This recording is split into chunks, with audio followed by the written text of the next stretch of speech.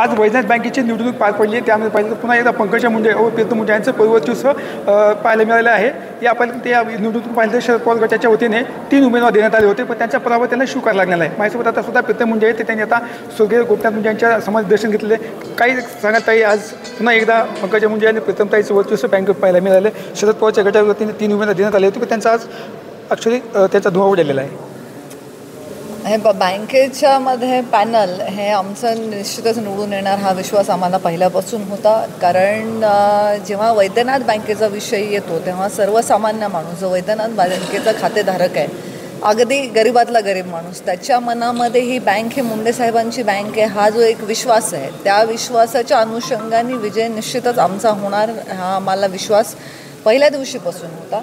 बाकी या निवडणुकीकडे मी काही पक्षीय राजकारण म्हणून बघत नाही. त्यामुळे विरोधात कोणत्या पक्षाची लोकं होती काय ह्या सगळ्या गोष्टींकडे असं न बघता वैद्यनाथ बँकेची निवडणूक ही बँकेमध्ये विश्वास असणाऱ्या सर्वसामान्य माणसाची निवडणूक. तुमची हॅटिक झाली आहे याबद्दल तुमची पाहिजे तुमची तिसऱ्यांदा इलेक्शन दुसरी टर्म आहे माझी. हां, वेळ भरपूर झाला आहे कारण पहिल्या टर्ममधलं इलेक्शन लागलं नाही, त्यामुळे संचालक पदाचा अनुभव जास्तीचा झाला. आम्हाला बोनस मला वाटतं किती 4 वर्ष बोनस मिळाली.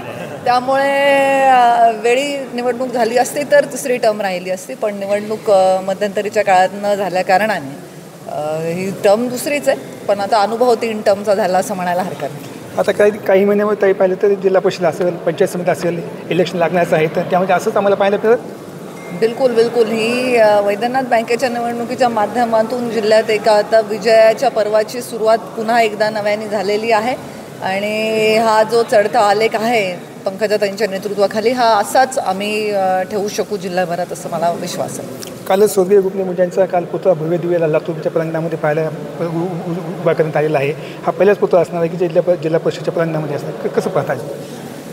अतिशय भावनिक क्षण होता. आपण सर्वांनी काल हा कार्यक्रम लाईव्ह पाहिला असेल. पंकजाताईंनी त्यांच्या बोलण्यातून अनेक आठवणींना उजाळा दिला. तसेच राज्याचे मुख्यमंत्री सन्माननीय देवेंद्रजी फडणवीस यांनी सुद्धा मुंडे साहेबांच्या बाबतीत असणाऱ्या भावना तिथे व्यक्त केलेल्या आहेत. आज जिल्हा वेगळा असला तरी मुंडे साहेबांचा विधानसभा मतदारसंघ रेणापूर हा लातूर जिल्ह्यातला आहे आणि त्याचबरोबरीने मुंडे साहेबांचे स्वर्गीय विलासराव देशमुख साहेबांशी असणाऱ्या मैत्रीचे घनिष्ठ संबंध, त्या अनुषंगाने जेव्हा त्या दोघांचा पुतळा एका प्रांगणात उभा आहे हा निश्चितच येणाऱ्या पिढ्यांना प्रेरणा देणारा क्षण आहे.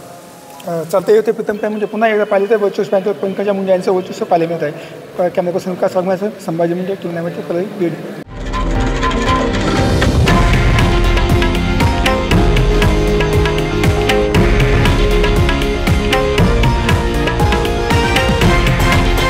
हे आहे देशातील नंबर 1 न्यूज नेटवर्क आणि आपण पाहत आहात TV9 मराठी, एकमेव.